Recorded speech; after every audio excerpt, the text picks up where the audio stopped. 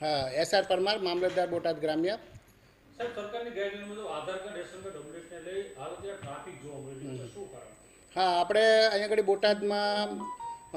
બોટાદમાં કુલ અલગ અલગ જગ્યાઓએ આધાર કાર્ડની કીટો ચાલુ છે, જેમાં કે બેંક, પોસ્ટ ઓફિસ, પછી આ પંચાયત, પછી આપણી ઓફિસમાં, પછી શિક્ષણ વિભાગને અલગ આપેલી છે.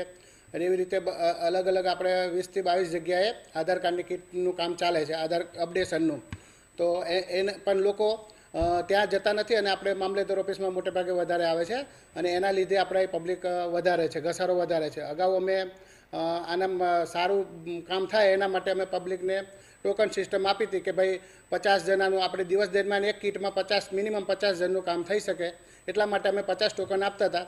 પરંતુ લોકો સમજતા નથી અને ખોટા કચેરી સામે અને એમની સામે આક્ષેપો કરવાના કારણે અમે પછી ટોકન આપવાનું અમને હાલમાં બંધ કર્યું છે. અને આધાર કાર્ડ અપડેશન એટલા માટે કરાવવા આવે છે કે એમના સરકારે પેલું KYCનું કામગીરી 30/11 સુધીમાં પૂરી કરવા માટે જણાવ્યું છે. તો એના માટે વધી ગયો છે ઘસારો.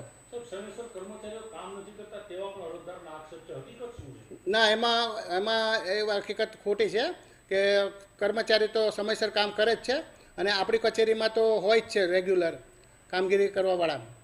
બીજી જગ્યાએ જે છે ત્યાં આગળ ચાલતી હોય પણ ત્યાં જતા નથી લોકો, એટલા માટે ઘસારો વધારે છે.